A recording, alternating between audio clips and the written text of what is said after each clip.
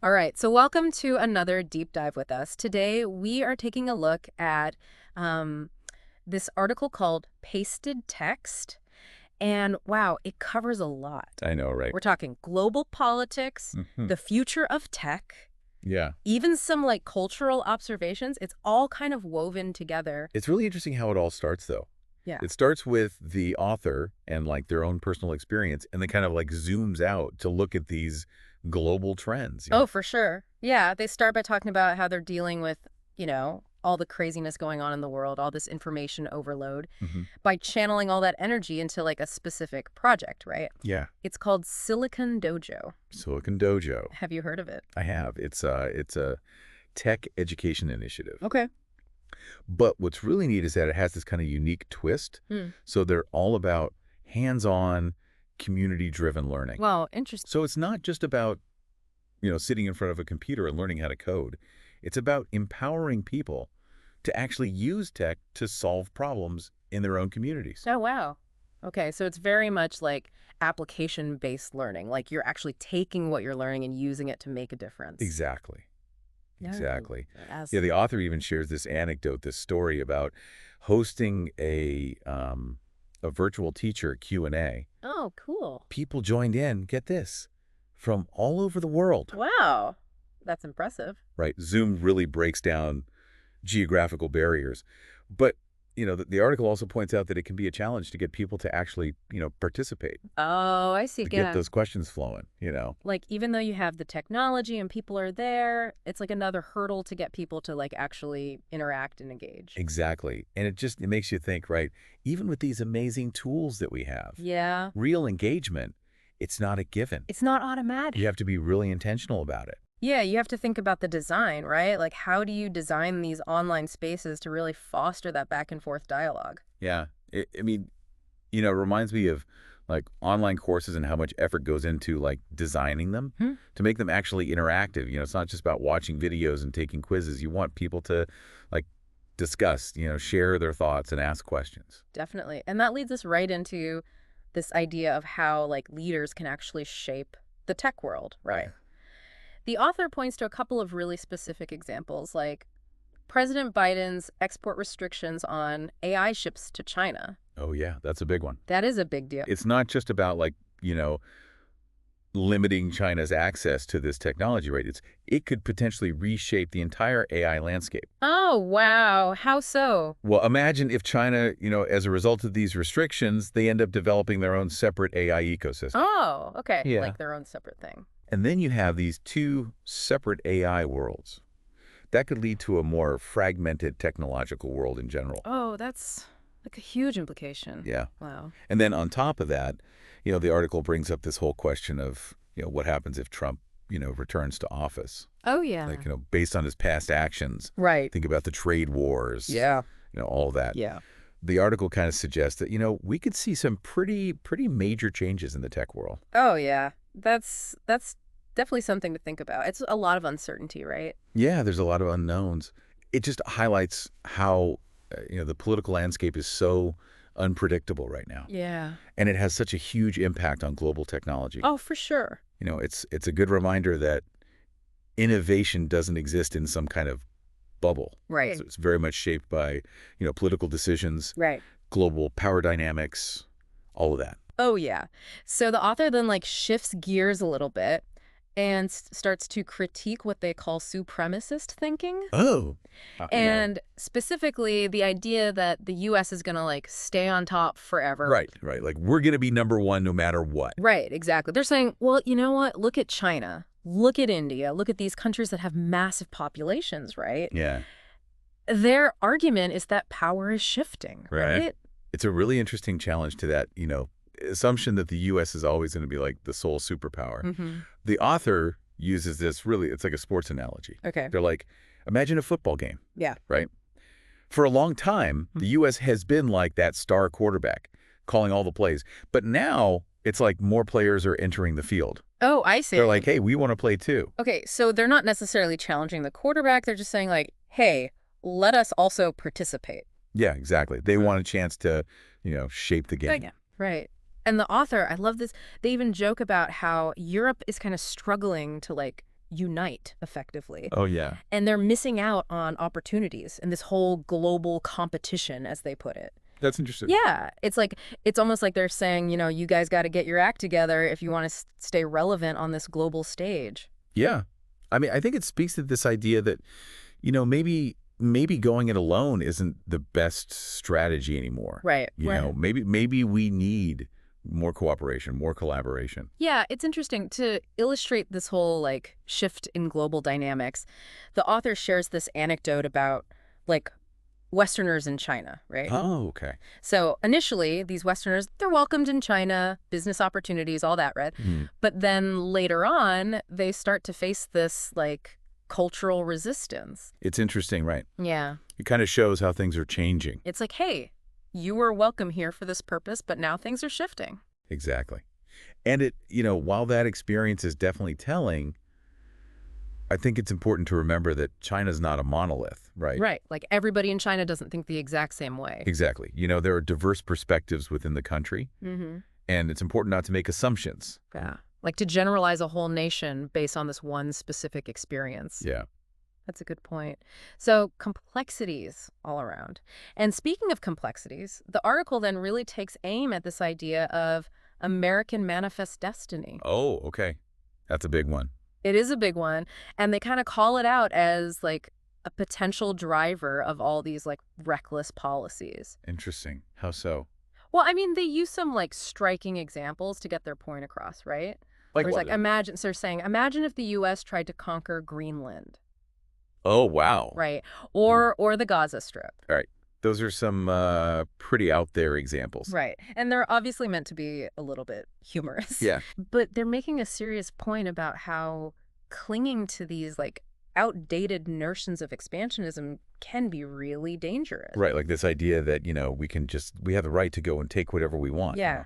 It's a powerful way to challenge this whole idea that any nation has a right to just impose its will on others, right? Exactly. Through force. Yeah. And it makes you think about how that kind of thinking, how that plays out in the real world, right? For sure. Think about the conflicts that we're seeing all over the globe, right? Yeah. Are there situations where a nation's pursuit of power is actually clashing with the well-being of people? Oh, that's a great question. Right. I mean, both at home and abroad. Both, yeah.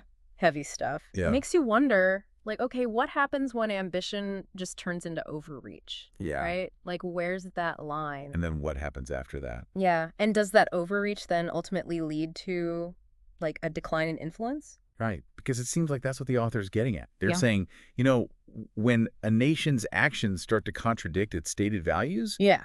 that's when you start to see this erosion of credibility on the global stage. Exactly. And they're specifically concerned about the U.S. potentially losing its soft power. Oh, okay. What do they mean by soft power? So it's that influence that comes from, cultural appeal, Oh. shared values, things like that. It's if allies start to question our actions, are we still able to effectively promote those values? Right, because actions speak louder than words. Exactly. And they even go on to make this pretty provocative comparison between the U.S. support for Israel's actions in Gaza and then Russia's invasion of Ukraine. Oh, wow. Okay. Right. And both are framed as these territorial conflicts, that are driven by this mix of, resource needs and security concerns. I see. It's a comparison that really makes you think, right? Yeah. Is there a double standard here? Right.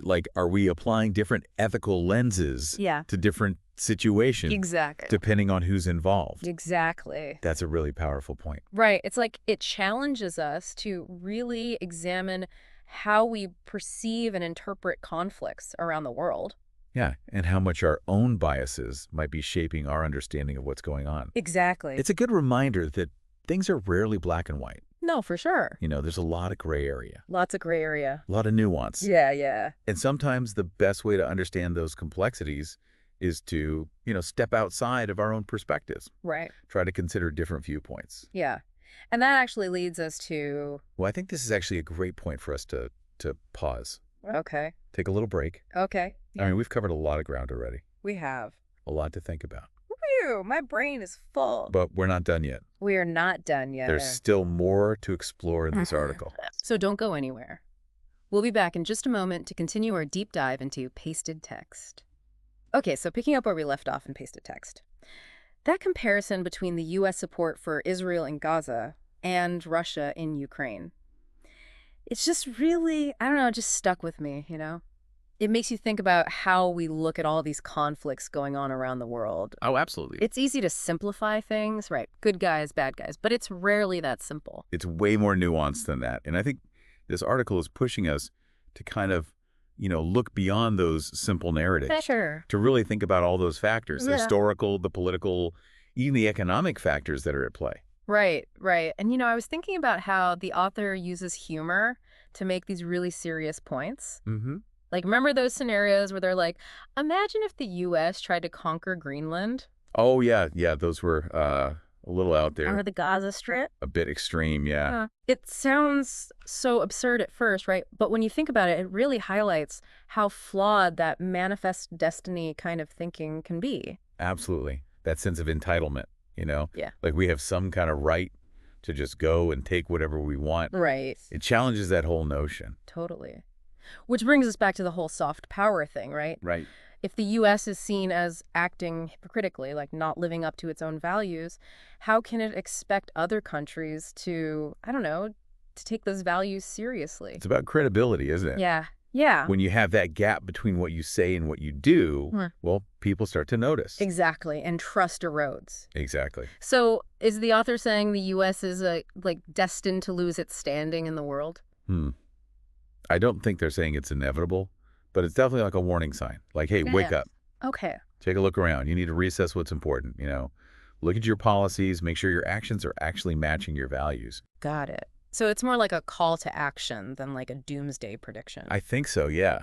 And it's not just directed at leaders either. Oh, right, right. It goes back to that whole individual action thing we were talking about before. Exactly. It's like even with all these huge global issues, we're not totally powerless. Right. We can still get involved in our communities, support things like Silicon Dojo. Yes. Speak up for the policies that we believe in. Right. It's that grassroots change. Right. It just starts from the ground up. And speaking of Silicon Dojo, I wanted to circle back to that. Yeah. I just think it's such a cool example of using tech to empower people, and making that education accessible to everyone.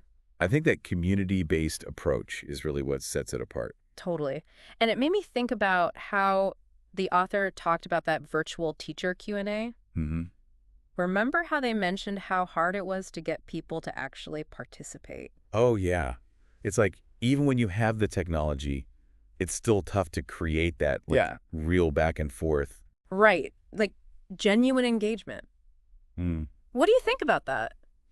It's interesting, isn't it? Yeah. I mean, maybe it's partly about, being more intentional about how we design those online spaces. Yeah. To make people feel more comfortable sharing their thoughts and asking questions. Totally.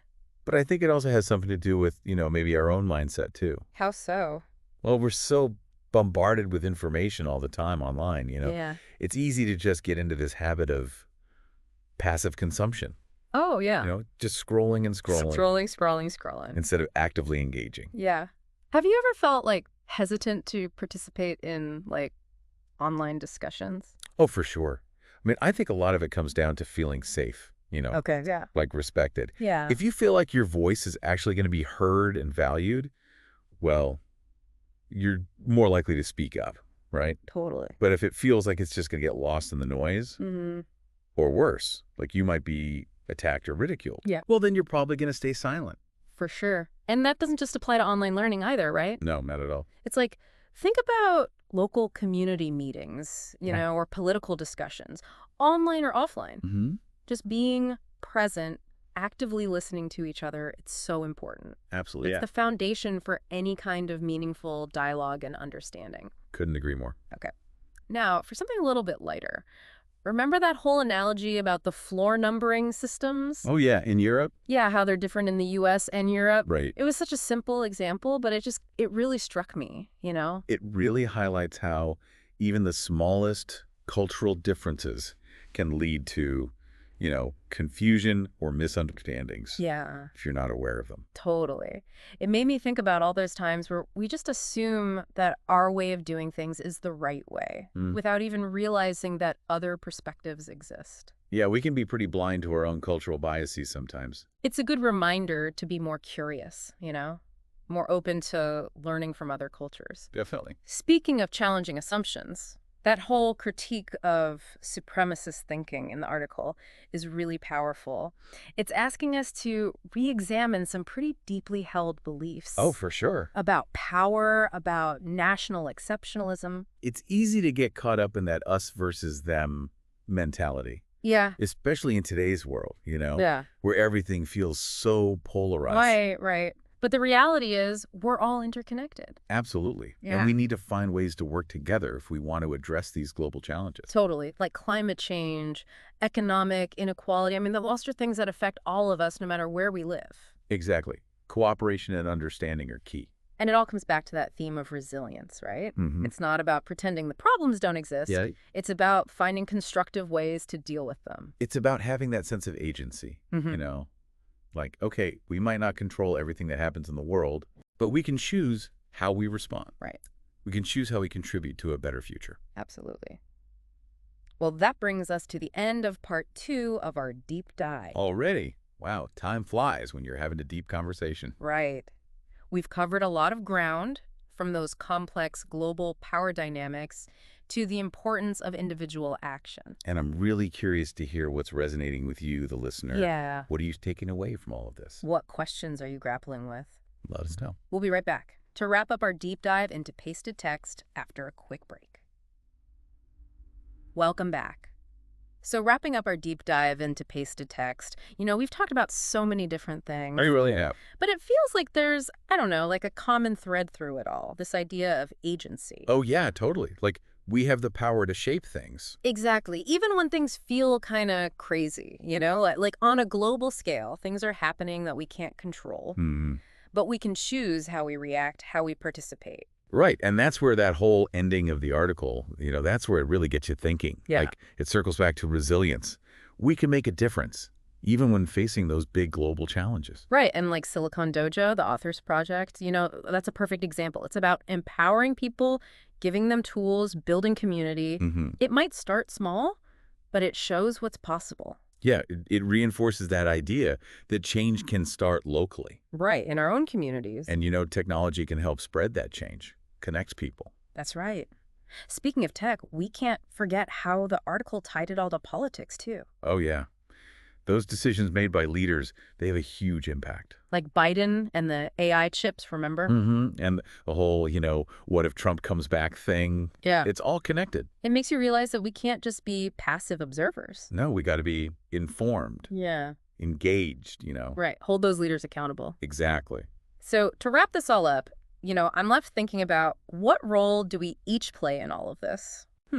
That's a good question. The world's changing so fast, it can feel overwhelming. It really can. But are we builders, challengers, connectors? I think we're probably all of those things in some way. It's about finding our place, Right. How can we each contribute? Exactly. And even small actions, they add up. They do. We're living in a time full of like challenges, but also so much potential. Right. Like, it's up to each of us to figure out how to navigate it all. Use our talents. Work together. Exactly. And that's a wrap on Pasted Text. We hope this deep dive got you thinking.